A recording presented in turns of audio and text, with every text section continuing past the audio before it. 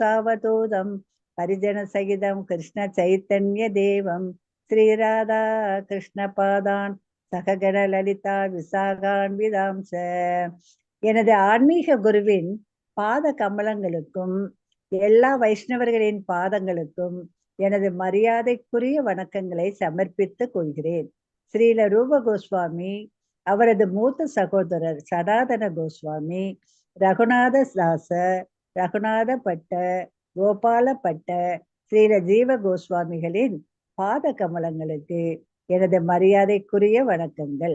அத்வைத ஆச்சாரியர் கதாதரர், ஸ்ரீவாசர் மற்றும் பக்தர் குழாமுடன் ஸ்ரீ நித்யானந்தருக்கும் ஸ்ரீ கிருஷ்ண சைத்தன்யருக்கும் எனது பணிவான வணக்கங்கள். ஸ்ரீமதி ராதாராணிக்கும் ஸ்ரீ கிருஷ்ணருக்கும் அவர்களது தோழிகளான லலிதா விசாகைக்கும் எனது மரியாதைக்குரிய வணக்கங்கள். ஸ்ரீ கிருஷ்ண பிரணாம மந்திரம். हे कृष्ण करुणा सिंधो दीनबंधो जगत्पदे गोपेशा गोपिका गांध राधा गांध நமோஸ்துதே. என் அருமை கிருஷ்ணா, பரிதவிப்பரின் நண்பரும் படைப்பின் மூலமும் நீரே.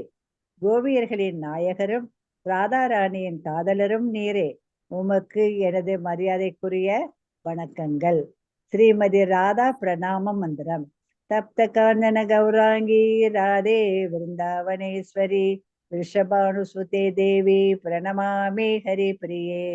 விருந்தாவனத்தின் ராணியும் உருக்கிய பொன்னிற மேனி கொண்டவருமான ராதாராணிக்கு வணக்கம். மன்னர் விருஷபானுவின் மகளான தாங்கள் பகவான் கிருஷ்ணருக்கு மிகவும் பிரியமானவர். ஸ்ரீ வைஷ்ணவ பிரணாம மந்திரம். வாஞ்ச கல்பதாருப்யஸ்ஸ கிருபா சிந்துப்ய ஏவச்ச பதிதானா பாவனேபியோ வைஷ்ணவேபியோ நமோ நமக. நிலையிழந்த ஆத்மாக்களிடம் கருணை மிக்கவர்களும் கற்பக விருட்சங்களை போன்று எல்லோரின் விருப்பங்களையும் பூர்த்தி செய்பவர்களுமான பகவானின் வைஷ்ணவ பக்தர்கள் அனைவருக்கும் எனது மரியாதைக்குரிய வணக்கங்கள். பஞ்சதத்துவ மந்திரம்.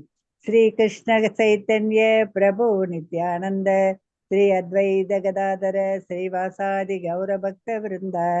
ஸ்ரீ கிருஷ்ண சைத்தன்யர், பிரபு நித்யானந்தர், ஸ்ரீ அத்வைதர், கதாதரர், ஸ்ரீவாசர் மற்றும் பக்தி நெறியில் உள்ள அனைவருக்கும் எனது வணக்கங்கள். ஹரே கிருஷ்ண மகாமந்திரம்.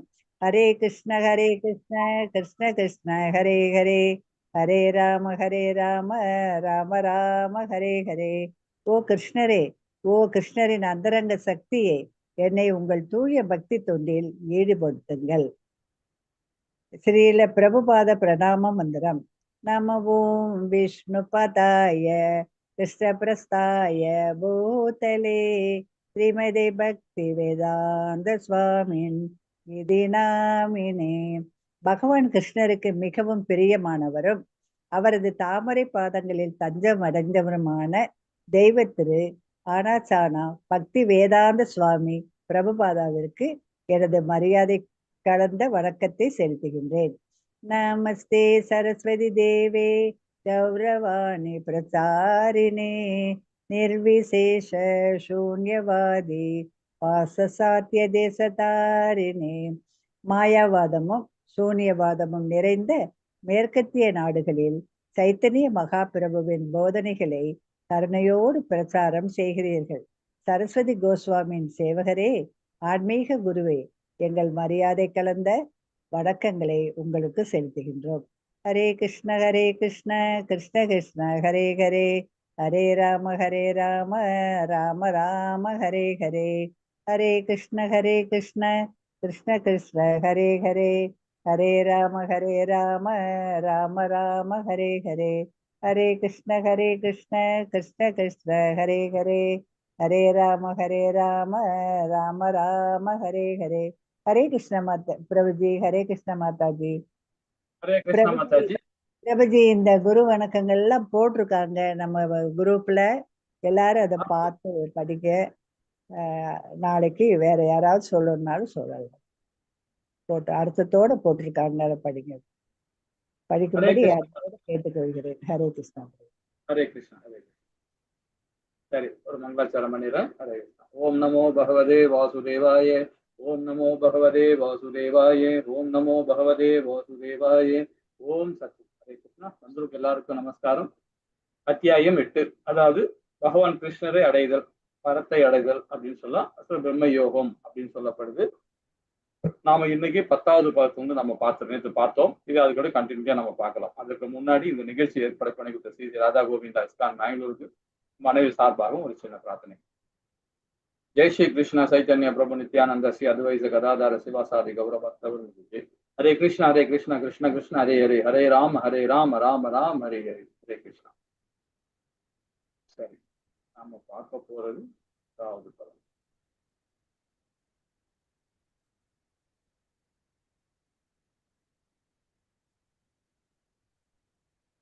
ஹரே கிருஷ்ணா மாதாஜி. இந்த பதம் யாரா படிக்கிறீங்களா? 10வது பதம். हरे कृष्णा पदम हरे 10 प्रयाण काले मनसा सलेन वदित्या युक्तो योगफलेन चैव भ्रुवोर्मध्ये प्राणमावेश्य सम्यक् सतंबरं पुरुषमुपैति दिव्यम्. हरे कृष्णा प्रभु जी. हरे कृष्णा माताजी. हरे कृष्णा. பரத்தை அடைதல் இந்த அத்தியாயத்தோட தலைப்பை நம்ம பார்த்துட்டு இருக்கோம். அதே மாதிரி பகவான் வந்து ரொம்ப அழகா அர்ஜுனன் கேட்ட 8வது கேள்விக்கு விரிவுரையா பதில் கொடுத்துட்டு இருக்கார், ஒரு பதம் மூலியமா, இல்லைங்களா? அந்த 7 கேள்விக்கு விடையளிச்சிட்டார். ஆனா இந்த 8வது கேள்விக்கு மட்டும் விரிவுரை கொடுக்கிறார். இப்போ இந்த பதத்துல என்ன சொல்றாரு பாருங்க. எவன் ஒருவன் இறக்கும் தருவாய் எனது உயிர் மூச்சு உருவங்களுக்கு மத்தியில் நிறுத்தி யோக பலத்தினால் இடாத மனதுடன் முழு பக்தியுடன் பரமபுருஷ நினைப்பதில் ஈடுபட்டுள்ளானோ அவன் நித்தியமாக பரமபுருஷ பகவானை அடைவான் அப்படின்றார். இப்போ ஒரு ஸ்லோகத்துக்கும் ஒரு ஆங்கிள் கொடுத்துட்டு வர்றாரு நமக்கு, இல்லைங்களா? போன பதத்துல சொல்லப்பட்டது பாருங்க, எல்லாம் அறிந்தவர் பகவானுடைய உருவம், அவருடைய அதோட ரூபம், அவருடைய லீலை, அவருடைய வைபவம், அவருடைய குணங்கள், இதை வச்சு போன பதம் நமக்கு விரிவா சொன்னார். இந்த பதத்துல என்ன சொல்றாரு பாருங்க, எல்லாருடைய அவங்கவங்க முகத்துல, அதாவது 2 புருவத்துக்கு நடுவுல, அங்க 2 புருவத்துக்கு மத்தியில அங்க என்ன இருக்கு? அங்க நம்ம 6வது அத்தியாயத்தை இதை பத்தி படிச்சிருக்கிறோம். 5லயும் பகவான் ரொம்ப அழகா அதுக்கு வந்து விளக்கம் கொடுத்தார். கடைசி 2 பதத்துல அதை கொடுத்துட்டு 6வது பாதத்திலையும் அதை பத்தி விரிவா சொல்லியிருக்கிறார். அது 2 புருவத்துக்கு நடுவுல, அது ஏன் அந்த புருவங்கள் மத்தியில் யோக பலத்தினால் தேடாத மனதுடன் ஒரு முழு பக்தியுடன் பரமபுருஷன் நினைப்பதால் அப்படின்றாரு. அதுக்கு என்ன ரீசன் சொல்றாரு? எதுக்காக அந்த இது சொல்றாங்க? ரீசன் சொல்ல முடியுமா? நீங்க ஏற்கனவே படிச்சிருக்கீங்க, 6வது அத்தியாயத்துல படிச்சிருக்கோம், 5லயும் படிச்சிருக்கிறோம்.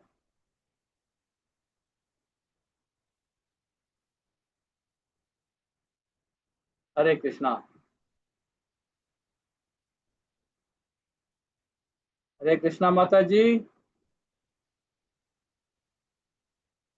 யாருமே சொல்ல மாட்டீங்களே, மறந்துட்டீங்களா? அன்மியூட் பண்ண முடியலையா மாதாஜி? புஷ்பா மாதாஜி,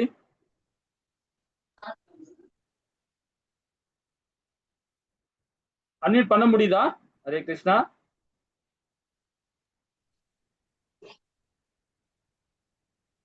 நீங்க பேசுறது எதுவுமே கேட்கல. இவங்க வரல போடுவது கவிதா மாதாஜி. சரி, ஓகே. நான் கேட்ட கேள்விக்கு பதில் வரல. சரி, நானே சொல்லிடுறேன். என்ன கேள்வி கேட்டீங்க பிரபு? அதாவது அப்படியா? சரி சரி. என்ன சொல்றாருன்னா, உயிர் மூச்சு, அதாவது புருவங்கள் சொல்றாரு இல்லையா, புருவங்களுக்கு மத்தியில் நிறுத்தி யோக பலத்தினால் எடாத மனதுடன் முழு பக்தியுடன் பரமபுருஷன் நினைப்பதில் ஈடுபட்டுள்ளன அப்படின்றார். அப்ப 2 புருவங்கள் நடுவுல 6வது அத்தியாயத்துல இந்த ஷட்சக்கர யோகத்தை பற்றி சொன்னீங்க பிரபு. 6 சக்கரங்கள், மூலாதாரம், மூலாதாரத்துக்கு அடுத்து மூலாதாரம், மணிப்புரகம் அடுத்து மாதாஜி. சொல்லுங்க பிரபு. 2வது மூலாதாரத்துக்கு அடுத்து மணிப்புரகத்துக்கு கீழே வந்து ஒண்ணு இருக்கு, அது சடான் வரல. அடுத்த மணிப்புரகம், அநாகதம், அடுத்து விசுத்தி, அப்புறம் ஆகினை. அப்போ ஆகினையில வந்து என்ன செய்யறான், புருவங்களுக்கு மத்தியில உள்ள சக்கரம் தான் ஆக்ஞா சக்கரம். அந்த ஆக்ஞா சக்கரம் வரைக்கும் வந்து உயிர் மூச்சை எழுப்பணும். அப்படி எழுப்பி என்ன செய்யறாங்கன்னா, பிரலாத மனதோடு பகவான் வந்து மீது தியானம் யாரு தியானம் செய்யறாங்களோ அவங்க நிச்சயமாக பரமபுருஷ பகவானை அடைவாங்க அப்படிங்கிறது. சரி, இப்ப மாதாஜி சொன்னாங்க இல்லையா 7 சக்கராஸ். 7 சக்கராஸ்ல வந்து அஞ்சனா சக்கராஸ்ன்றது 2 புருவத்துக்கு நடுவுல இருக்கு. அது எப்படின்னு சொன்னா அஷ்டாங்க யோகத்துல பதஞ்சலி முனிவர் என்ன சொல்லியிருக்காரு, பகவான் அதுக்கு அது ரொம்ப அழகா கோடிட்டு காமிச்சிருக்காரு. அதாவது 2 நம்ம கண்ணோட நாசி, அதாவது நம்மளோட மூக்கு நுனி, அந்த நுனியில கொண்டு வந்து நிறுத்தணும். அப்படி நிறுத்தும் போது பாத்தீங்கன்னா, அப்போ இந்த அஞ்சனா சக்கராஸ் நம்ம வந்து ரொட்டேட் நல்ல வந்து ஒரு, அதாவது நல்ல ஒரு எனர்ஜி கிடைக்கும் அந்த சக்கராஸுக்கு. அந்த மாதிரி பண்ணும்போது உயிர் மூச்சுன்னு சொல்லும் போது நம்மளுடைய நம்ம சுவாசிக்கிற காற்றை புடிச்சு வைக்கணும். அதை புடிச்சு வச்சு நம்ம விடாதான் உயிர் மூச்சு. உயிர் மூச்சு புருவங்களுக்கு அப்படின்னா உள்மூச்சு வெளிமூச்சுன்னு சொல்றோம் பாத்தீங்களா, உள்ள பிடிக்கிறது அப்படி வெளியே விடுறது, அதான் உயிர் மூச்சு. சோ அந்த உயிர் மூச்சு புருவங்களுக்கு மத்தியில், அதாவது புருவங்களுக்கு மத்தியில் யோக பலத்தினால், யோக பலத்தினால் சொல்லும் போது பாத்தீங்கன்னா பகவானுடைய மனதுல, நம்ம மனதுல பிறையில்லாம செய்யணும். எப்படி மனதை எப்படி பண்ண முடியும்? பகவானுடைய ரூபம், பகவானுடைய குணம், பகவானுடைய விக்கிரகம், அதை நினைச்சு நாமும் அப்ப அந்த மாதிரி நினைக்கும் போது அப்ப நமக்கு வந்து அந்த அது என்ன ஆகும்னா எதுவுமே மிஸ்டேக் பண்ண மாட்டோம். அப்ப அந்த மனதை வந்து கரெக்டா நாம பகவானுடைய ரூபமும் பகவானுடைய வைபவத்தையும் பகவானுடைய குணங்களையும் வச்சு நாம பண்ணும்போது, அப்ப மனதை செலுத்தும் போது பாத்தீங்கன்னா அப்போ அந்த உயிர் மூச்சு, அதாவது மூச்சு உள்மூச்சு வெளிமூச்சு பண்றோம் பார்த்தீங்கன்னா, அந்த மூச்சை கண்ட்ரோல் பண்ணி நான் கண்ணை கொண்டாந்து மூக்கை நிறுத்தி நுனியை நிறுத்தி பண்ணும்போது பாத்தீங்கன்னா அப்ப கண்டிப்பாக அந்த யோக பலன் வந்து நமக்கு வந்து உடலையும் சரி, மனதையும் சரி, புத்தியும் சரி, எல்லாத்தையும் கண்ட்ரோல் பண்ணும். இது ஒரு வழி சொல்றார் பகவான். போன வழி என்ன சொன்ன? இரண்டாவது சக்கரம் பிரபு, மூலாதாரம் சுவாதிஷ்டானம், அப்புறம் இது மணிப்பூரகம், அநாகதம், விசுத்தி, ஆகினை, அப்புறம் துரியம், உச்சி.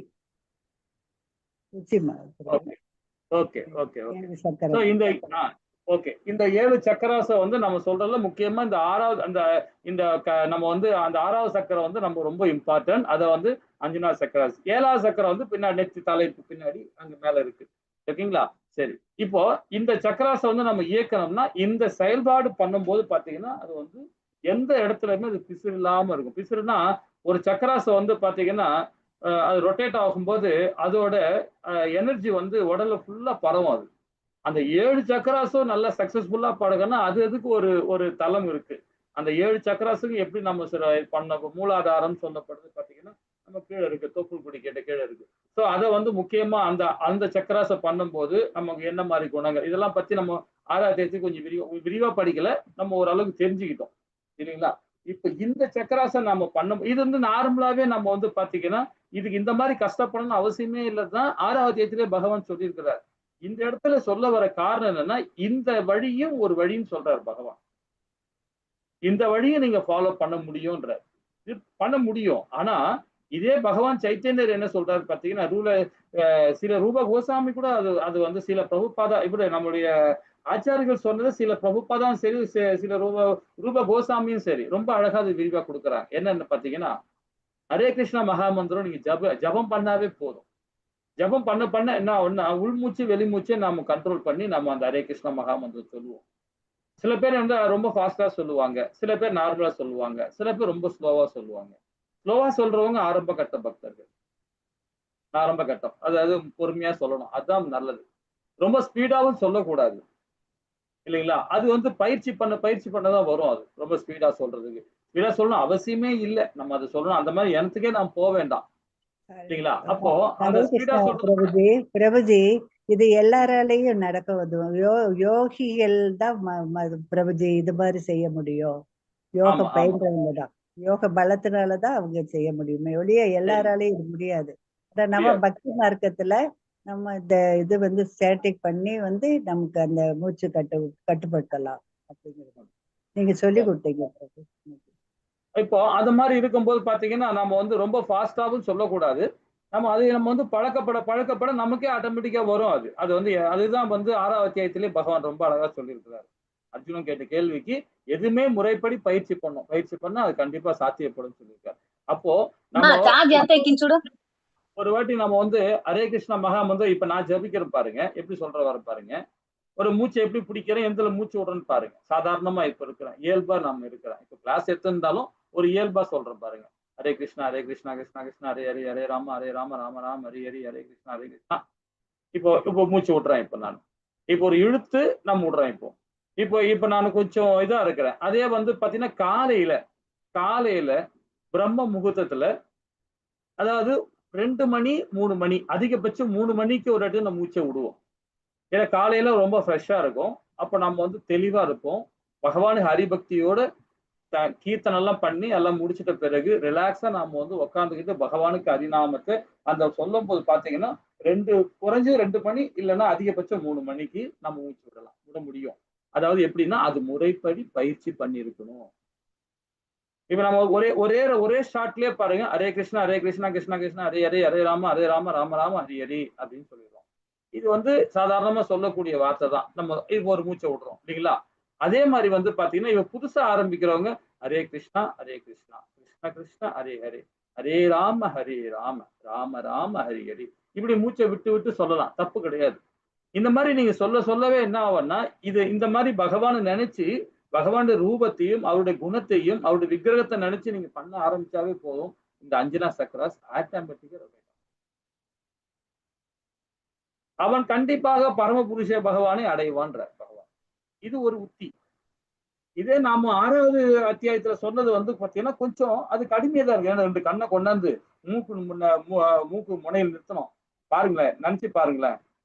நிறுத்த முடியுமா பாருங்க. கொஞ்சம் கடினமா இருக்கும். ஆனா அதுவும் பண்ண முடியும். அது யாரு பண்ணுவோம்? பிரபுஜி அது பண்ணலாம். ஆனா தலைவலி வந்துடும் பிரபு.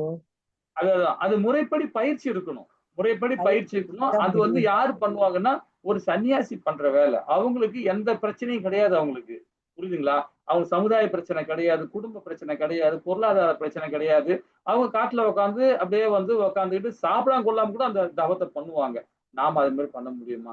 யோசனை பண்ணி பாருங்களேன். உட்கார முடியுமா முதல்ல நாம் பண்ண முடியாது இல்லைங்களா? அப்போ நம்ம சாதாரணமா நின்னுகிட்டோ உட்காந்துக்கிட்டோ படுத்துக்கிட்டோ நாம வந்து உடலுக்கு தகுந்த மாதிரி நாம ஹரே கிருஷ்ணா மகாமந்திரம் ஜபிச்சாவே போதும்.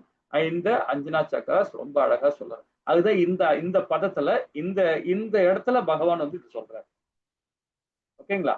சரி 11ல என்ன சொல்றாரு பாப்போமா? ஹரே கிருஷ்ணா மாதாஜி. ஹரே கிருஷ்ணா பிரபுஜி. ஸ்லோகம் 11. யத் அச்சரம் வேத விதோ வதந்தி விஷந்தி யத் யதயோ வீதராகாக யத் யத் இச்சத்தோ பிரம்மச்சரியம் சாந்தி தத்தே பதம் சங்கிரகேன பிரவஷ்யே. ஹரே கிருஷ்ணா பிரபுஜி. ஹரே கிருஷ்ணா மாதாஜி. அதாவது வேதங்களை கற்றவர்களும் ஓம்காரத்தை உச்சரிப்பவர்களும் துறவில் சிறந்த முனிவர்களும் பிரம்மனில் நுழைகின்றனர். இத்தகு பக்குவத்தை விரும்புவன் பிரம்மச்சரியத்தை கடைபிடிக்கிறான். முக்தி அடைவதற்காக இம்முறையை தற்பொழுது நான் உனக்கு சுருக்கமாக விளக்குகிறேன். இனி ரொம்ப ரொம்ப ரொம்ப ரொம்ப அழகா வந்து பகவான் வந்து விரிவுரை கொடுக்க போறேன்னு சொல்றாரு இந்த பதம் மூலியமாக இல்லைங்களா? இப்போ நாம வந்து பாத்தீங்கன்னா 9, 8, 9, 10, 11 இந்த 3 ஸ்லோகமே வந்து நம்ம மனதையும் சரி நம்மளுடைய புத்தியும் சரி உடல் சார்ந்த செயலையும் சரி கண்ட்ரோல் பண்றதுக்காக பகவான் ரொம்ப அழகா இதுல விரிவா கொடுத்துட்டு வர. இப்போ வேதங்களை கற்றவர்களும் யார் சொல்லுவா? வேதங்களை கற்கிறதுனால நம்ம எந்த யோகத்தை நம்ம பயில்றோம்? யாருக்கா ஞாபகம் வருதுங்களா? கேள்வி கேட்கிறேன். வேதங்களை கற்றவர்களும் அப்படின்னா அது எந்த யோகம்? அது ஞான யோகம். ஞான யோகம். அது புத்தி யோகம் இல்லைங்களா? ஹரே கிருஷ்ணா. ஹரே கிருஷ்ணா பிரபு. ஹரே கிருஷ்ணா. சரி. அப்போ ஓம்காரத்தை உச்சரிப்பதாலும் அப்படின்னு சொல்லப்படுது. ஓம்காரத்தை உச்சரிப்பதாலும் துறவில் சிறந்த முனிவர்களும் பிரம்மனில் நுழைகின்றனர் அப்படின்றார். அப்போ வேதங்களை நம்ம படிக்கிறோம். அப்போ புத்தி யோகம் மூலியமா நம்ம புத்தியை கண்ட்ரோல் பண்றோம். எப்படி கண்ட்ரோல் பண்றோம்? வேதங்கள் மூலியமா நம்ம கண்ட்ரோல் பண்றோம். வேதங்கள் கற்கிறதுனால, அந்த ஓம்காரத்தை உச்சரிப்பதனால. இது சாதாரணமா எல்லாரும் படிக்கலாம் இந்த ஓம்காரத்தை.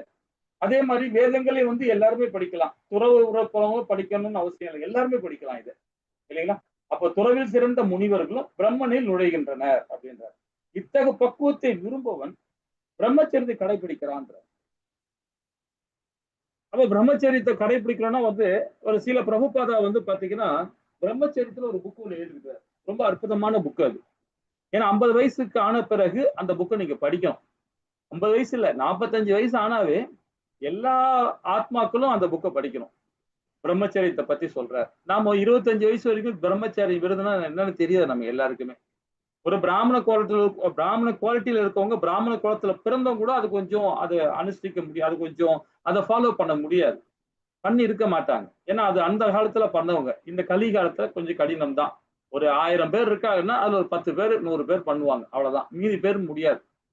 ஏன்னா அந்த அந்த மாதிரி கலிகாலம் நமக்கு இருக்கு, இல்லைங்களா? அந்த பிரம்மச்சரியத்துல வந்து அதை வந்து படிக்கணும்னா அந்த அதாவது பிரம்மச்சரியம் இருக்கணும்னா இந்த வேதங்களை கற்றிருக்கணும். பகவானுடைய ஹரிபக்தியோட 3 வேலைக்கும் சந்தியாவந்தனம் பண்ணியாகும்.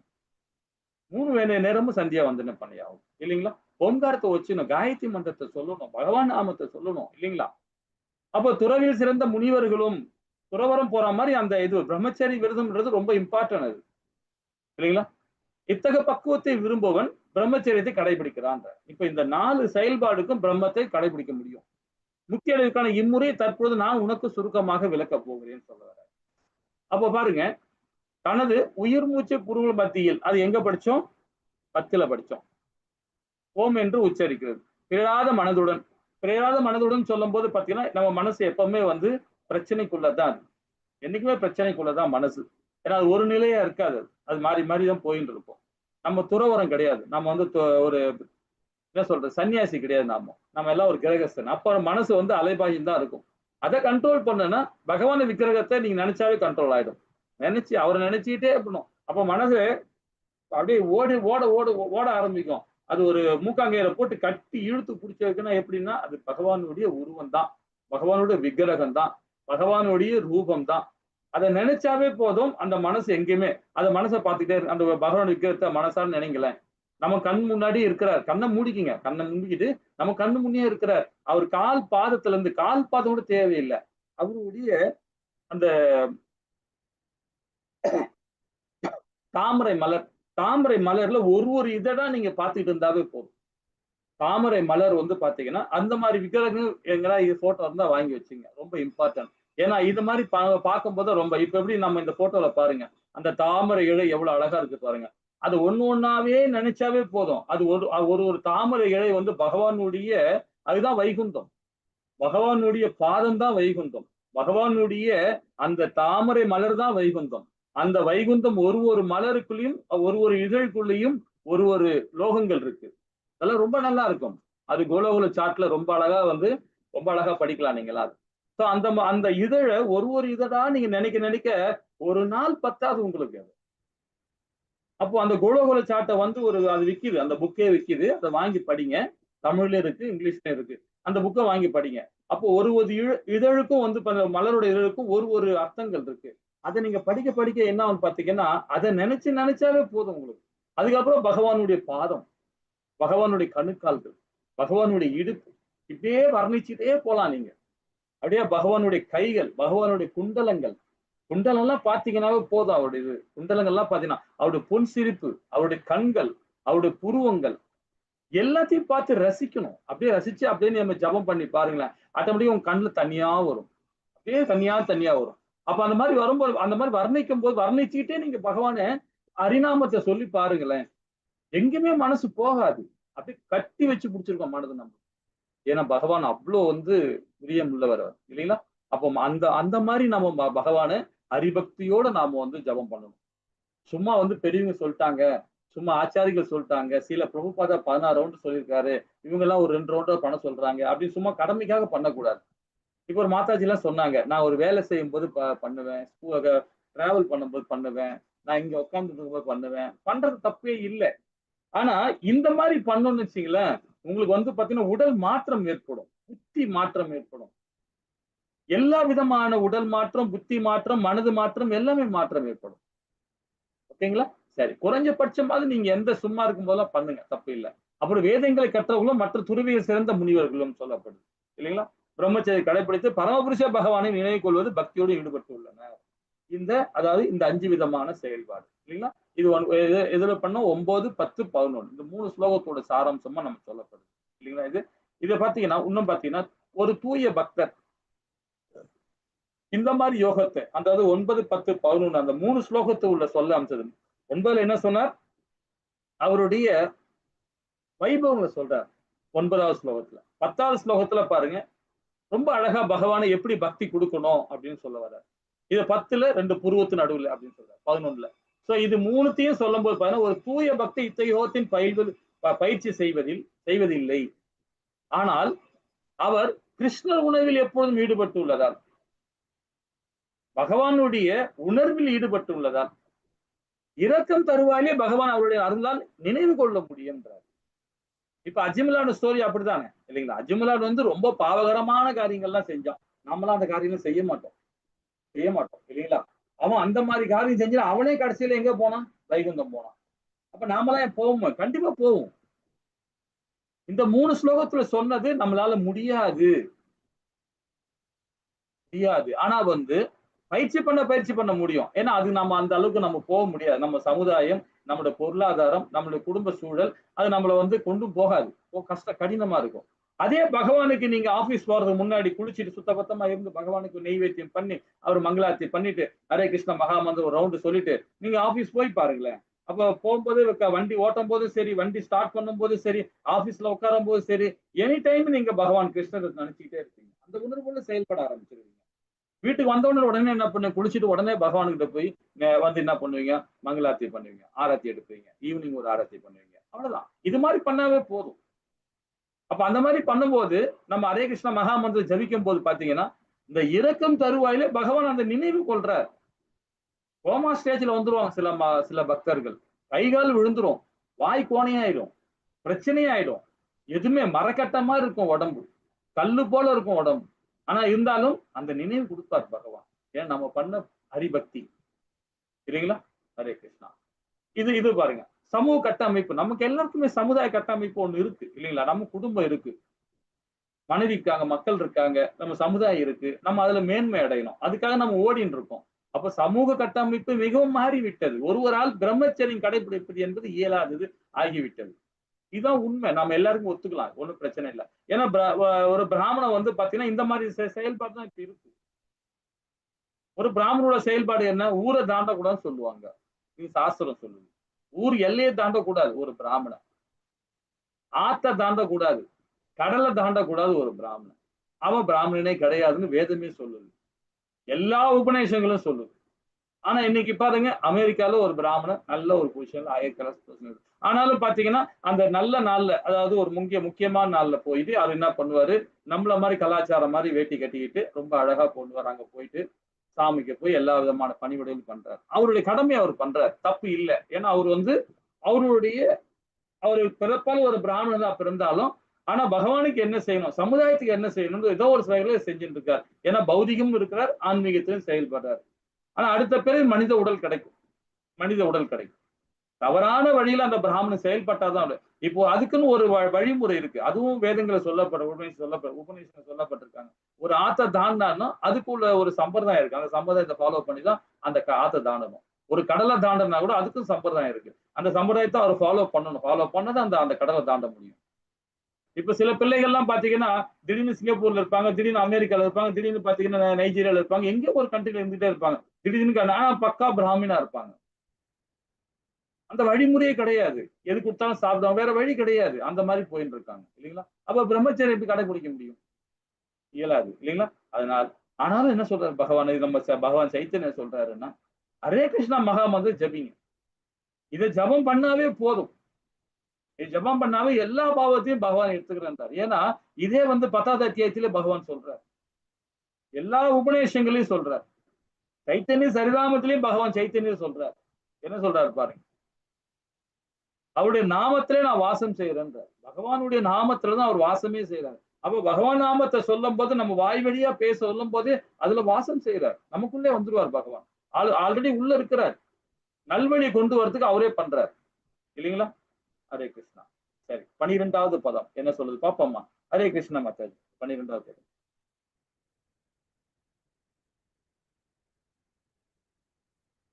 ஹரே கிருஷ்ணா. 12வது பதம் படிக்கிறீங்களா? ஹரே கிருஷ்ணா. ஹரே கிருஷ்ணா பிரபுஜி. படிங்க படிங்க படிங்க மாதாஜி. ஹரே கிருஷ்ணா பிரபுஜி. சர்வத்வாராணி சம்யய மனோஹ்ருதி நிர்த்திய ச யாத்மன பிராணமாஸ்திதோ யோக தாரணம். ஹரே கிருஷ்ணா பிரபுஜி. ஹரே கிருஷ்ணா மாதாஜி. இந்த பதம் பாருங்க, பொருள் உரையில என்ன சொல்ற பாருங்க. புலன்கள் எல்லா ஈடுபாடுகளிலும் இருந்தும் விடுபட்டுப்பது யோக நிலை. புலன்கள் எல்லா கதவுகளையும் மூடி மனதை இதயத்தையும் உயிர் மூச்சு தலை உச்சியிலும் நிறுத்தி ஒருவன் யோகத்தை தன்னை நிலைநிறுத்துகிறான் அப்படின்றார். இது ஒரு வழி சொல்றாரு. இந்த வழி ஒண்ணு கொடுக்குறாரு. இப்போ இதெல்லாம் எதுக்கு சொல்றாரு? இப்போ 9ல இருந்து பாத்தீங்கன்னா வரிசையா பாத்தீங்கன்னா ஒரு ஸ்லோகம் மூலியமா ஒரு சிறப்பு நம்ம கொடுத்துக்கிட்டே வர்றார். இது ஒரு வழி கொடுக்கிறார். இந்த வழியெல்லாம் எதுக்கு கொடுக்கிறார்? ஹரே கிருஷ்ணா.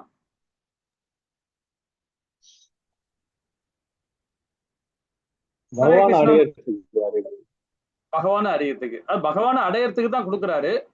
ஆனா அதோட இந்த அத்தியாயத்தோட சாராம்சம் சொல்றாரு. அது சாராம்சம். அது இந்த அத்தியாயத்தோட தலைப்பு என்ன? பரத்தை அடைதல் இல்லைங்களா?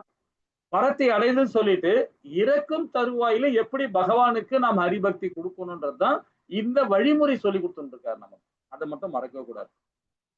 இது பாத்தீங்கன்னா இறக்கும் தருவாயிலே பகவான் நாமத்தை உச்சரிக்கணும். ஏன்னா அர்ஜுனன் கேட்ட 8வது கேள்வி அதுதான்.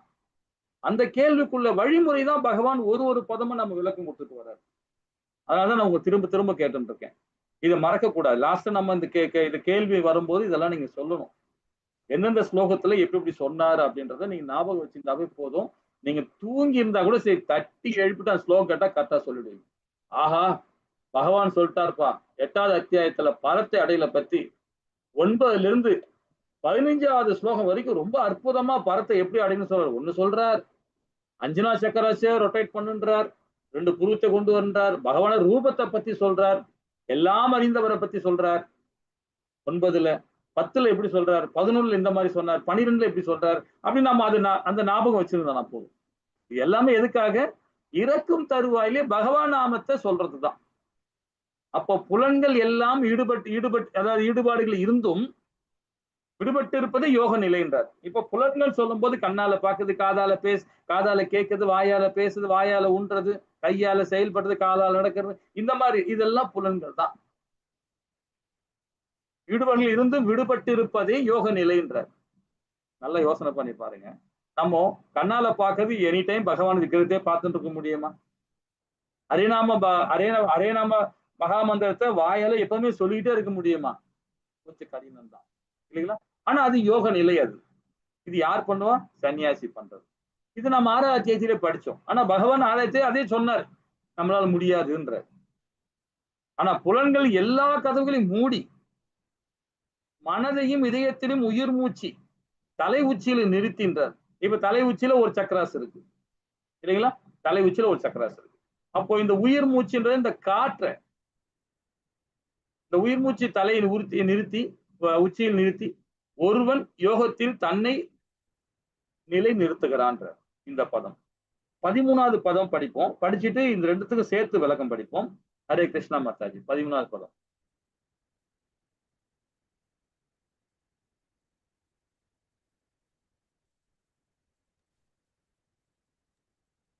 படிக்கிறீங்களா? ஹரே கிருஷ்ணா பிரபுஜி. ஓ இத்யேகாக்ஷரம் பிரம்ம வியாஹரன் மாமனுஸ்மரன் யப்ரயாதி யஜந்தேஹம்ஸ யாதி பரமாம் காதிம். ஹரே கிருஷ்ணா பிரபுஜி. ஹரே கிருஷ்ணா மாதாஜி. ஹரே கிருஷ்ணா. இந்த யோக பயிற்சியா நிலை பெற்று பிறகு ஓம் என்னும் புனித அனத்தை உச்சரித்து பரமபுருஷ பகவானை எண்ணிக்கொண்டு உடலை விடுவோம் நிச்சயமாக ஆன்மீக கிரகங்களை அடைவான்றார். இப்பதான் இதுல முடிச்சிருக்காரு பாருங்க.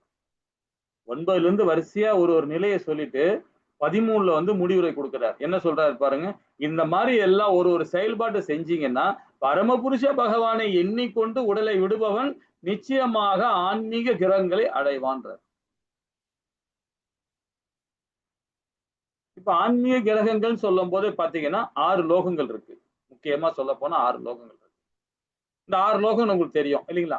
அதுதான் ஆன்மீக லோகங்கள் சொல்லப்படுது. பகவானுடைய வைகுந்தம் ஆன்மீக லோகம் தான், அதுவும் ஆன்மீக லோகம் தான். அதுக்கு அடையணும்னா இந்த நிலையை ஒண்ணா சொல்லுங்க. 9ல இருந்து சொல்லிட்டு வர்றாரு பாத்தீங்களா, ஒரு நிலையை சொல்றோம் பாத்தீங்களா, இது என்னுடைய தர்மம்னு சொல்லிட்டு செஞ்சுக்கிட்டே இருப்பான் அவன். அநினைய பக்தியோட உயர்வான பக்தியை கொடுப்பான், பிரேம பக்தியை கொடுப்பான் பகவானுக்கு. பிரேம பக்தினா அன்பு. நம்ம நிறைய பேர் சொல்லுவோம், என்னங்க எப்பதான் பிரேம பக்தி. ஆனா பிரேம பக்தி இருக்கு, மோக பக்தி இருக்கு. இப்ப நம்ம நிறைய பேர் சொல்றீங்கன்னா அன்புன்னு சொல்லுவாங்க. அன்புனா நம்ம என்ன பண்ணோம், நம்ம தவறா பண்றோம். நம்ம தவறா அன்புனா என்ன, நிறைய பேர் என்ன சொல்லுவாங்கன்னா லவ்ன்னு சொல்லுவாங்க. இப்ப இந்த காலகட்டத்துல சொல்றாங்க அன்புனா யாருமே சித்திரவதை பண்ணாது, யாருமே கொடுமைப்படுத்தாது, யாரையுமே வசப்பாடாது, யாருமே குத்தம் சொல்லாது. அன்பு, அதுதான் அன்பு. அந்த பகவானுக்கு அந்த அன்பை கொடுக்கணும் நாம. அது இந்த குவாலிட்டி இருந்தாதான் அந்த பக்தி வரும். அதுதான் பிரேம பக்தி, அன்பா கொடுக்குது. அதே மோக பக்தின்னும் போது எல்லாம் கலப்படமா இருக்கும். ஆத்துல ஒரு கால் சேத்துல ஒரு கால் நிற்பான். கோயிலுக்கு போனாலும் அப்படியே எட்ட நின்று பார்த்துட்டு சரி ஓகே, பகவான் கோயில வந்துட்டேன், அம்மா சொல்லிட்டாங்க, பாட்டி சொன்னாங்க, பார்த்தேன், பகவானை பார்த்தேன், தரிசிச்சேன், வந்துட்டே இருப்பாரு. ஆத்துல ஒரு கால் சேத்துல ஒரு கால் இருப்பார். பௌதியத்திலையும் இருப்பார், ஆன்மீகத்திலையும் இருப்பார். அது முத்தி கிடைக்காது, சொர்க்கலோகம் கிடைக்காது.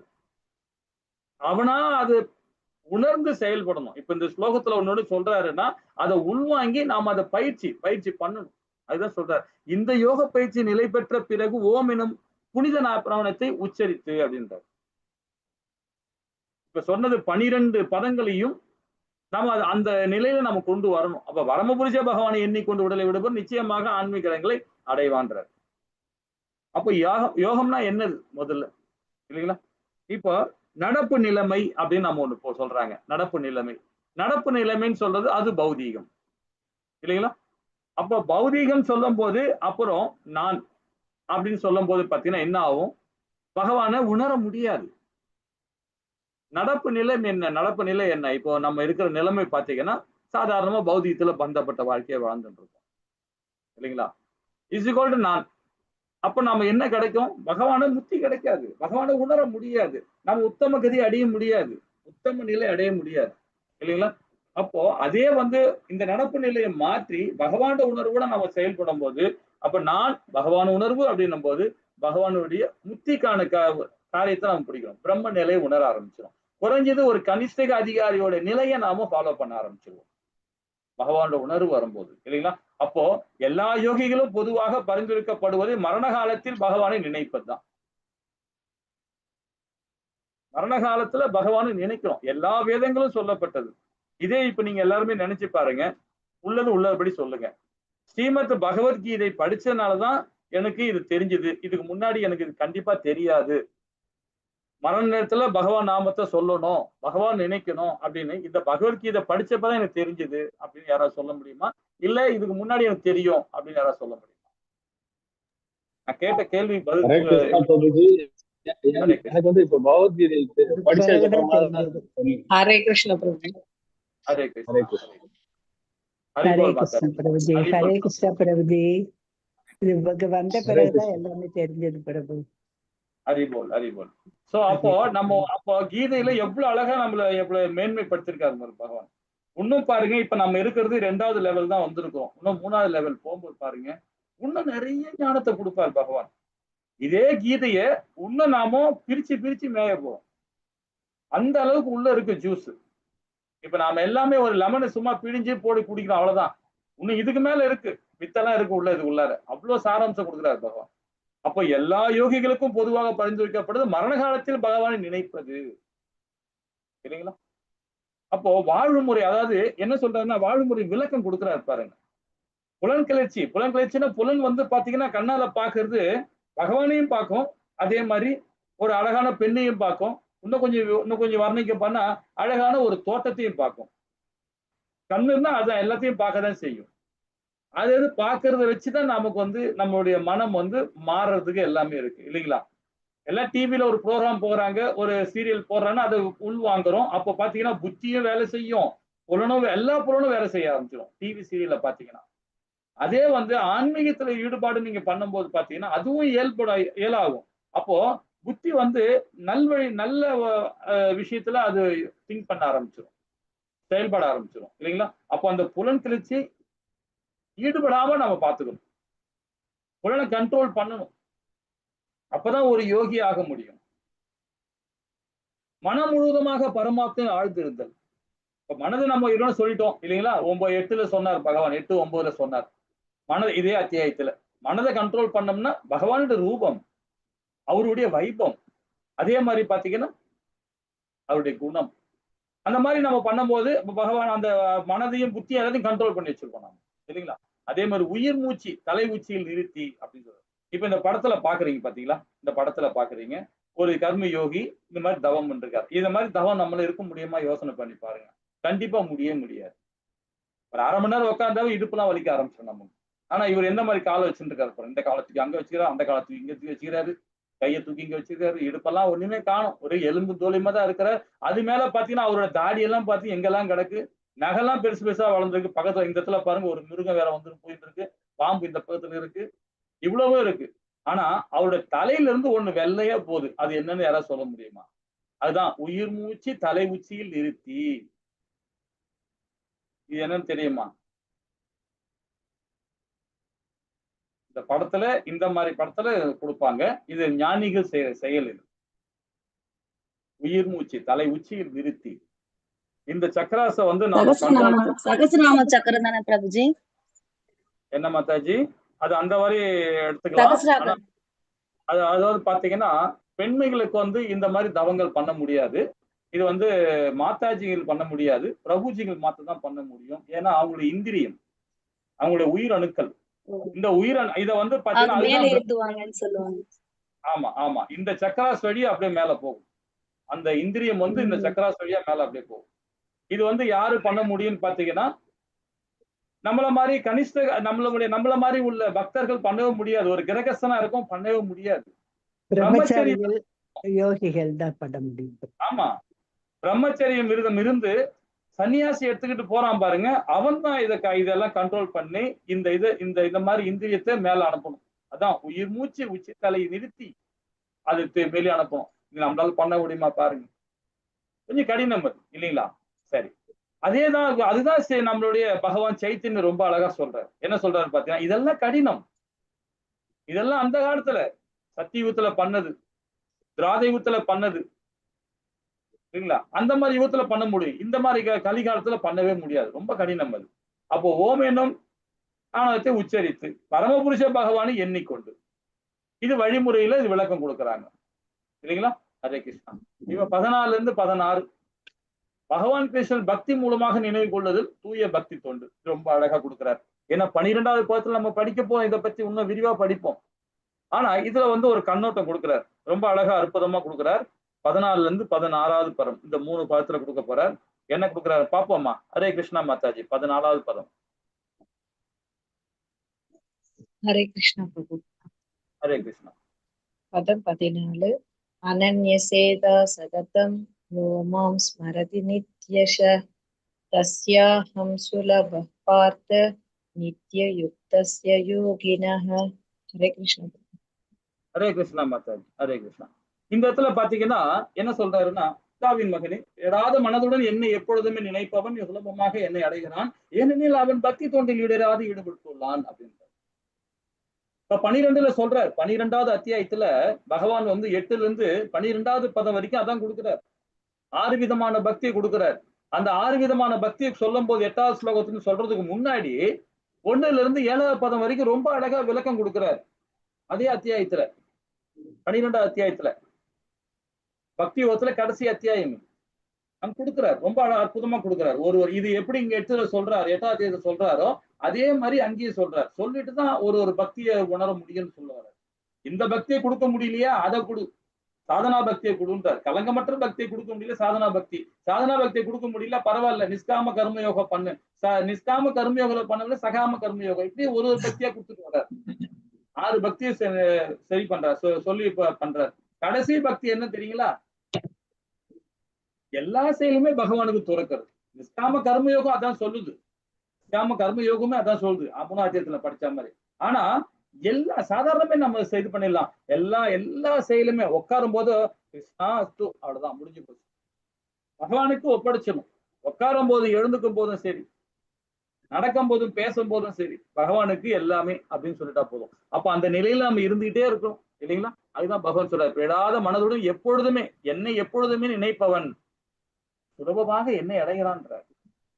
அதுக்கு பயிற்சி என்ன பண்ணணும்? எழுந்தாலும், உட்கார்ந்தாலும், நின்னாலும், போனாலும், எதையெல்லாம் படைக்கிறோமோ, எதையெல்லாம் உருவாக்குறோமோ, எதையெல்லாம் தானம் கொடுக்கிறோமோ, எதையெல்லாம் பேசுறோமோ, எந்த தவம் எல்லாம் பண்றோமோ, தெரியப்படுத்தணும், இல்லைங்களா? அப்போ சதா நேரம் பகவான் நினைச்சுக்கிட்டே இருக்கும். தப்பே இல்லை, முடியாம இல்லை. எனில் அவன் பக்தியத்தோடு இடையராது ஈடுபட்டு உள்ளான்றார். அது எப்படிப்பட்ட சொல்றாரு பாருங்க. எளிதான மற்றும் மிக பலனளிக்கக்கூடிய பாதை பக்தி யோக ரொம்ப சுலபமானது. அது எல்லாருடைய ஜீன்லயும் கலந்து இருக்காது. ஒண்ணு இல்லைங்க, சில பிரபுபாதா எவ்வளவு அற்புதம் பண்ணியிருக்காரு பாருங்க. அதாவது பகவான் சைத்தன்யர், நித்யானந்த பிரபு, பகவான் சைத்தன்யரும் அவருடைய வாழ்நாள்ல அவர் ஒரு அற்புதம் பண்ணாங்க. அதே மாதிரி பகவான் அதாவது பாத்தீங்கன்னா மத்வாச்சாரி அவரு ஒரு அற்புதம் பண்ணார். ராமானுஜாச்சாரியர் அவருடைய வாழ்நாள்ல ஒரு அற்புதம் பண்ணார். எல்லா ஆச்சாரியர்களும் நல்லா அற்புதம் பண்ணிருக்காங்க. ஆனா சில பிரபுபாதா ஒரு அருமையான அற்புதம் பண்ணார். இந்த காலகட்டத்துல, இந்த நூற்றாண்டுல யாராவது பண்ண முடியுமோ கொஞ்சம் யோசனை பண்ணி பாருங்களேன். ரொம்ப கடினமான செயல், இல்லைங்களா? நம்ம அகண்ட பாரதேசத்துல உள்ள ஒரு ஜீவாத்மாவை நம்மளுடைய ஆன்மீக ஞானத்தை கொடுக்கறதுக்கு ரொம்ப நாம சமப்படுறாங்க. ஆனா சில பிரபுபாதா என்ன பண்ணிருக்காரு பாருங்க. அமெரிக்கால போயிட்டு பார்க்ல உட்கார்றவங்களும் ஹிக்கின்னு சொல்லுவாங்க. ரொம்ப மோசமான ஆட்கள், அவங்க தப்பான ஆட்கள். அவங்க திருவாயால பகவான் நாமத்தை சொல்ல வச்சிருக்காரு பாருங்க. அது எவ்வளவு அற்புதம் பாருங்க, இல்லைங்களா? ரொம்ப அற்புதமான செயல் அது. ஒரு வெளிநாட்டுல உள்ளவங்க, அவங்களுடைய கலாச்சாரமே வேற, அவங்களுடைய வாழ்விலே வேற, அவங்களுடைய உளவிலே வேற. அது எல்லாமே அவங்க அவுட் சைட் வேற மாதிரி இருக்கிறவங்க. அந்த மாதிரி அது மாதிரி இருந்தாலும் தப்பான ஆளுங்க வேற அவங்க. அப்படிப்பட்டவங்களை பகவான் ஹரிநாமத்தை சொல்ல வச்சிருக்காரு பாருங்க. ஒரு கைதி ஒரு கொலை பண்ணிட்டு ஒரு கோயில் உள்ள கொள்ளையடிச்சுட்டு கோயில் ஒதுங்க பதுங்கினாப்ல. கடைசியில் அவர் என்ன பாத்தீங்களா, மத்தவங்களுக்கு தீட்சை கொடுக்குறாரு. அவர் தப்பான வழியில போனவர், தெரியாம அந்த கோவில், இஸ்கான் கோயில் உள்ள வந்தவர், கடைசியில நிறைய பேருக்கு அவரு ஒரு ஆச்சாரியாயி ஹரிபக்தியோட ஃபாலோ பண்ணி ஒரு பெரிய ஒரு மகானாயி கடைசியில அவரு எல்லாருக்கும் தீட்சை கொடுக்குறாரு. அது எப்படி அற்புதங்கள்! இது எல்லாமே சில பிரபுபாதாக்கே, இல்லைங்களா? சில பிரபுபாதா பகவானுடைய அனுகிரகம் இல்லாம பண்ண முடியுமா? யோசனை பண்ணி பாருங்க, இல்லைங்களா? அந்த அற்புதங்கள்ல இந்த வாழ்நாள்ல போன நூற்றாண்டிலே பண்ணிட்டார். 20ஆம் நூற்றாண்டு ரொம்ப அற்புதமா பண்ணிட்டார் சில பிரபுபாதா. அப்போ எப்படி இருக்கணும் பாருங்க. அதுதான் பக்தி. பக்தியில ரொம்ப சுலபமா வந்துடும், இயற்கையா இயல்பா வந்துடும். அது எதுக்கு சொல்ல வரனா, வெளிநாட்டுல இருக்கிறவங்களுக்கு அவ்வளவு ஈஸியா நம்பிக்கை வராது அவங்களுக்கு. ஆனா நம்ம அகண்ட பாரதேசத்துல உள்ளவங்க, இந்த மண்ணுல பிறந்தவங்க எல்லாருமே ஈஸியா பக்தி கொடுப்பாங்க. ஈஸியா அவங்கள மத மாற்றம் செய்ய முடியும். சீக்கிரமா மத மாற்றம் பண்ண முடியும். ஏன் இங்க நிறைய பேர் கன்வெர்ட் ஆறான காரணமே அதுதான். ஆனா அது வெளிநாட்டுல இருக்கும், அவ்வளவு சீக்கிரமா நம்ப மாட்டாங்க. அதுக்கப்புறமா தான் அவங்க, ஆனா நம்பிட்டாங்கன்னா அவங்கள மாதிரி யாருமே பண்ண முடியாது. அந்த மாதிரி பண்ணுவாங்க. இன்னைக்கு பாருங்க, மாயாப்பூர்ல பாருங்க, மாயாப்பூர் யூனிவர்சிட்டியில இன்னைக்கு பாத்தீங்கன்னா எத்தனை குழந்தைகள் குருகுலத்துல படிச்சிருக்கு தெரியுமா? 6000 பிள்ளைகள் படிக்குதுங்க குருகுலத்துல, வேதம் படிக்குதுங்க. எல்லாம் எத்தனை வயசு பிள்ளைங்க? 3 வயசு பிள்ளைங்க. 3 வயசு குழந்தைகள் இருந்து 15 வயசு பிள்ளைகள் வரைக்கும் இன்னைக்கு படிக்குதுங்க. 6000 பேர் மேல படிக்குதுங்க வேத பாடசாலையில, குருகுலத்துல படிக்குது. அதுல எத்தனை பேர் தெரியுமா ஃபாரினர்ஸ் இருக்காங்க? 80% ஃபாரினர்ஸ் இருக்கிறாங்க. வெறும் 20% தான் இருக்காங்க. அது கூட யார் தெரியுங்களா? அது கூட பெங்காலி தான் இருக்கிறாங்க. அதுலயும் பாத்தீங்கன்னா அந்த 20%லயே 10% அவங்க தான் இருக்கிறாங்க. அப்போ என்ன மாதிரி இருக்கும் பாருங்க, யாருமே நம்ம வேதம் படிக்கல. வெளிநாட்டு பிள்ளைகளை வேதத்தை அந்த குழந்தைகளை கோவிலே விட்டுட்டாங்க. சொல்றாங்க. விட்டு நாங்க இந்த குழந்தை மாயாப்பூர்ல விட்டுடுறாங்க. அந்த குழந்தைங்க அதோட வேலையே அதோட இதுங்க எல்லாமே அதே செயல்படும். சாப்பிடுறதுல இருந்து அது மத்தவங்களுக்கு அவங்க துணியை அவங்களே துவச்சிக்கணும். அதே மாதிரி பாத்தீங்கன்னா பகவானுக்கு செய்யற பணிகள், அதே மாதிரி சமையல் பண்றது, பிரசாதம் ரெடி பண்றது எல்லாமே அந்த குழந்தைங்க செய்யும். ரொம்ப அற்புதமா இருக்கும் அதெல்லாம். அந்த வீடியோ எல்லாம் எடுத்து பாருங்க. நம்ம யூடியூப்ல போனீங்கன்னா கிடைக்கும். ரொம்ப பார்க்க அதெல்லாம் பகவானை பாக்குற மாதிரியே இருக்கும். அந்த குழந்தைங்களை பாத்தீங்கன்னா அவ்வளவு அழகா அதுக்கு பாராயணம் பண்ணும் பகவானுக்கு. எல்லாம் யார் நடிங்க, எல்லாம் வெளிநாட்டு குழந்தைங்க தான். அத பாதிக்கு மேல ரஷ்யன் தான். பாதிக்கு மேல யுக்ரைன்ல இருக்கிறாங்க. யுக்ரைன்ல இருக்கவங்க ரஷ்யன்ல இருக்காங்க. சரிங்களா? அப்போ அந்த மாதிரி அது வந்து நம்ம பக்தி சுலபமா வந்துடும். அப்போ பெடாத மனதுடன் என்னை எப்பொழுதும் நினைப்பவன் இல்லைங்களா? வேற ஆசையே இருக்காது. எந்த ஆசையும் இல்லாம பக்தித்தோடு இடாது ஈடுபட்டு 2 முக்கிய வார்த்தைகள் எப்பவுமே என்ன பண்ணணும் பாருங்க. எப்பவுமே சிரமமே இல்லாம சுத்தமா பகவான் நினைச்சிருக்கணும். நம்ம நித்தியம் அதாவது பகவானுடைய நம்மளுடைய சேவகனா இருக்கும். நித்திய சேவகனா இருக்கும். அப்ப ஞான கர்மா அல்லது அஷ்டாங்க யோகிகளுக்கு சுய லாபங்களுக்கான ஆசைகள் இருக்கின்றது. ஒரு தூய பக்தருக்கு பரமபுருஷ பகவானை திருப்தி செய்வதை தவிர வேற ஆசைகளே இல்லை. அத்தகைய பக்தி உடவன் பகவான் எளிதில் அடைகிறான்றார். இப்ப ஞானம் சொல்லும் போது புத்தி. அப்ப கர்ம யோகம் ஞான யோகத்துல பண்றவன், அஷ்டாங்கத்துல பண்றவன் சுய லாபங்களுக்காக பண்றான். இப்போ ஒரு பிரம்மச்சாரி இருக்க ஒரு ஒரு ஒரு அந்தனர் இருக்கார், ஒரு கல்யாண பங்கனுக்கு போய் அவங்க பண்றாருன்னா அதோட சுய லாபத்துக்காக தான் பண்றாரு. அவர் வைத்த கழுவணும், அவருக்கு வேற வழி கிடையாது, பண்ணி ஆகணும்னு பண்றாரு. விற்பனரா ஆயிட்டார். இப்ப உள்ள பிராமணர் எல்லாமே அப்படிதான் சொல்லலாம், விற்பனரா இருக்காங்க. சமுதாயத்துக்கு அதாவது பகவானை நினைச்சு செய்யற அந்த தன்மை போயிடுச்சு. இப்ப எல்லாருக்குமே சுய லாபங்களுக்காக தான் செய்யறாங்க. அந்த ஆசைகள் இருக்கு. இப்ப ஞான யோகத்தை அப்படிதான் யூஸ் பண்ணிட்டு இருக்காங்க இன்னைக்கு உள்ள காலகட்டத்துல இல்லைங்களா?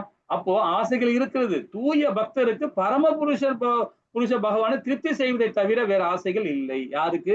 பகவானுடைய பக்தர்களுக்கு. இப்போ ஒரு கோடம்பாக்கத்துல சென்னையில ஒரு பெருமாள் கோவில், ஒரு அம்மன் கோயில். எங்க குடும்பம் தான் அது வந்து கட்டி, அங்க இருக்கவங்க எல்லாருமே நிறைய எங்க வகாலூர் சொல்லுவாங்க.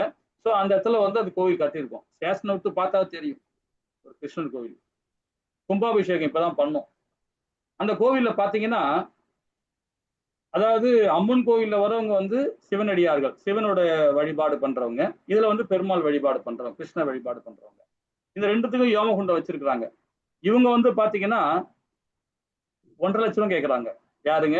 இந்த அதாவது என்ன சொல்றது, பகவானுடைய வழிபாடு பண்றவங்க. அதே வந்து சிவன் வழிபாடு பண்ற அம்மனுக்கு வந்து பண்றது வந்து பாத்தீங்கன்னா அவங்க எவ்வளவு தெரியுமா? 2.5 லட்சம் ரூபாய் கேட்கறாங்க. இந்த 3 நாள் ப்ரோக்ராமுக்கு அந்த யாகுண்டை வச்சு அந்த இது பண்றதுக்கு இவங்க 2.5 லட்சம் ரூபா, அவங்க 1.5 லட்சம் ரூபா. எத்தனை பேர் வராங்கன்றது கணக்கு தெரியாது. அவங்க ஒரு 10 பேர் வரும், 8 பேர் வருவாங்க. இவங்க 8 பேர் வரணும். அவங்களுக்கு எல்லாம் ரூம் கொடுத்து எல்லாத்தையும் கொடுத்து அவங்களுக்கு பிரசாதம் எல்லாம் கொடுக்கணும், எல்லாமே வசதி பண்ணி கொடுக்கணும். இது இல்லாம இந்த பைசா எல்லாம் விற்பனர் ஆயிட்டாங்க. இது ஒரு சேவ மனப்பான்மையே இல்லை. ஞானத்தை வந்து அந்த அளவுக்கு கொண்டு போயிட்டாங்க. இப்போ லட்சக்கணக்கான அமௌண்ட் கேட்கறாங்க. இப்பெல்லாம் ஒரு கும்பாபிஷேகம் பண்ணாவே அந்த கோயிலுக்கு கும்பாபிஷேகம் பண்ணிட்டு 40 லட்சம் ரூபாய் ஆச்சு. 40 லட்சம் ரூபாய் ஆச்சு அந்த கோயில் பண்றது. சோ இந்த மாதிரி இன்னைக்கு அந்த அளவுக்கு பணம் செலவாகுது. பொருளாதாரம் அந்த மாதிரி போயிட்டு இருக்கு. அதுக்கு ஏத்த மாதிரி பிராமணரும் அந்த மாதிரி கோலத்துக்கு போயிட்டாங்க. அந்த வைஷ்ணவ கோலத்துக்கும் அந்த மாதிரி ஆயிட்டாங்க இல்லைங்களா? ஏன்னா இன்னைக்கு சொசைட்டி அந்த மாதிரி இருக்கு. அது உள்ள ரொம்ப டீப்பா போனா பேசிக்கிட்டே இருக்கலாம். இதெல்லாம் இருக்காது. யாருக்கு? பரமபுருஷ பகவானுக்கு. இப்ப நம்ம இந்த கிளாஸ் எடுக்கிறோம், இது மாதிரி 12 கிளாஸ் எடுக்கிறோம். 12 லாங்குவேஜ்ல கிளாஸ் எடுக்கிறாங்க. நிறைய டீச்சர்ஸ் இருக்கிறாங்க. அவங்க எல்லாம் என்ன எந்த ஒரு இதுவும் கிடையாது. இப்ப அட்மின்ல இருக்கிறாங்க. யாருக்குமே வந்து அது வந்து நாங்க வந்து இப்போ எந்த பணமும் வாங்க போறது கிடையாது, எதுவுமே பண்றது கிடையாது. எல்லாமே பகவானுக்கு சேவை பண்றோம். சில பிரபுபாதா சொன்னது எல்லாருமே சேவை பண்றாங்க. சேவை மனப்பான்மையோட நம்ம எல்லாமே பண்றோம். இப்ப நீங்க உட்கார்ந்துட்டு கூட பகவானுக்கு சேவை மனப்பான்மையோட பண்றீங்க. நீங்க நாளைக்கு நீங்களும் டீச்சரா வர போறீங்க, நீங்களும் உபநேசம் பண்ண போறீங்க, நீங்களும் ஒரு அட்மின் எடுக்க போறீங்க, நீங்களும் கோவில்ல போய் சேவா பண்ண போறீங்க, நீங்களும் எல்லாமே செய்ய போறீங்க. நம்ம எல்லாமே அந்த சேவையில வந்திருக்கோம். நம்ம ஏதாவது பை செலவு பண்றோமா? எதிர்பார்ப்பு இருக்கா? ஒண்ணுமே கிடையாது இல்லைங்களா? எதிர்பார்ப்பு இல்லாம செய்யறவன் தான் பிரேம பக்தி கொடுப்பான். அவன் தான் உண்மையான தூய பக்தன்ற. ஒரு தூய பக்தருக்கு பரமபுருஷ பகவானை திருப்தி செய்வதை வேறு வரிசை ஆசைகள் இருக்காது அவங்களுக்கு இல்லைங்க. அத்தகைய பக்தி உடவன் பகவானை எளிதில் அடைகிறான்ற. ஒரு கோவில இப்ப இன்னைக்கு பார்த்தேங்க, ஒரு 2 நாள் முன்னாடி பார்த்தேன். இன்னைக்கு கூட அந்த நியூஸ்ல பார்த்தேன். நியூஸ்ல இல்ல, ஒரு இதுல பார்த்தேன். என்னன்னு பாத்தீங்கன்னா கோவில்ல பணம் உண்டியில எண்றாங்க, பணம் எண்றாங்க. பணம் எண்ணிட்டே இருக்கும். ஒரு பிராமண குவாலிட்டி உள்ளவர் அது பணத்தை எடுத்து பின்னாடி இடுப்புல சொருவி வச்சுக்கிறார். ஒரு பிராமணன். அது பார்க்கும்போது ரொம்ப கஷ்டமா இருக்கு. ஒரு கட்டு பணத்தை எடுத்து அப்படியே எடுத்து இடுப்புல சொருகுறாரு. அப்புறம் அதுல அங்க இன்னொரு பிராமணன் எடுத்து அப்படியே மாத்தி மாத்தி அப்படி கொடுக்குறாங்க. பிராமணன் மட்டும் இல்ல, ஒரு செக்யூரிட்டி உள்ள வேலை செய்யறவங்க எல்லாருமே அந்த பணத்தை கொள்ளடிக்கிறாங்க. பணம் மாட்டி எண்ணிட்டே இருக்கிறாங்க. லட்சக்கணக்கில் எண்ணிட்டே இருக்காங்க பணம். கட்டு கட்டா அடிக்கி டேபிள் மேல வைக்கிறாங்க. அந்தந்த பணத்தை ஒருத்தம் ஊறி ஊறி எடுத்து போயினே அதுல பிராமணன் பண்றான், எல்லாரும் பண்றாங்க. எப்படி போது பாருங்க. ஏன் வேதம் படிக்கல, பகவத்கீதை படிக்கல, உணரல. தூய பக்தனுக்கு என்ன பண்ணுவான் பாருங்க. தூய பக்தவன் அந்த செயல்பாடு எண்ணமே இருக்காது. அப்ப ஞான கர்மா அல்லது அஷ்டாங்க யோகிகளுக்கு சுய லாபங்களுக்கு ஆசைகள் இருக்குது. அவங்களுக்கு பணம் சம்பாதிக்கணும், நம்ம சமுதாயம் மேல வரணும், நம்ம பிள்ளைகள் மேல வரணும், அந்த மாதிரி சம்பாதிக்கிறாங்க. இந்த ஆன்மீகத்துல இருக்கிறாங்க. ஆனா பகவானுடைய பக்தன் துளி கூட ஆசை இருக்காது. பகவானை திருப்திப்படுத்தணும், அதுதான் அவனோட பக்தியா இருக்கும் இல்லைங்களா? அதுதான் உண்மையான பக்தி. அவன் தான் கண்டிப்பா மோட்சம் அடைய முடியும், முக்தி அடைய முடியும். பேருக்கு வேணா பிராமணன் இருக்கலாம், பேருக்கு வேணா நம்ம ஒரு சத்திரனா இருக்கலாம், பேருக்கு வேணா வைசியனா இருக்கலாம், பேருக்கு வேணா சூத்திரனா இருக்கலாம். ஆனா அது முக்தி அடையாது, முக்தி கிடைக்காது இல்லைங்களா? ஹரே கிருஷ்ணா. அப்போ தூய பக்தரால் ஒரு கணம் பகவானை மறைக்க முடியாது. சும்மா உட்கார்ந்தாலும் சரி கிருஷ்ணான்னு உட்காருவான், எழுந்தாலும் சரி நாராயணான்னு எழுந்துப்பான். பேசும்போது சரி, ஒரு வார்த்தை பேசும்போதும் சரி, தப்பு பண்ணிட்டோம்னா தப்பு தானே கிருஷ்ணா அப்படின்னு சொல்லுவான். அது சொன்னாவே போதும், அது அந்த தப்பை நம்ம மறந்துடுறோம். மறந்துட்டு தப்புன்னு அதை மறக்க வைக்கிறார் பகவான். அந்த பாவத்தை பகவான் எடுக்கிறான்ற. ஏன்னா பகவான் நாமத்துல வாசமே செய்யறாருங்களா? அது போலவே பகவானும் தனது தூய பக்தரை ஒரு கணமும் மறக்க முடியாது. பகவான் மறக்கவே மாட்டாரு. அங்கிரீஷ மகாராஜிட்டையும் சொல்லி இருக்கிறார், எப்படி பக்தி ஒரு பக்தனுக்கு எப்படி நான் இருப்பேன்ற சொல்றார். வில்வமங்கு தாகூர்கிட்ட ரொம்ப அற்புதமா ரீலே பண்ணியிருக்காரு பகவான். அவர்கிட்ட விளையாடுவார், கண்ணு தெரியாது அவருக்கு, 2 கண்ணையும் குத்திப்பார்.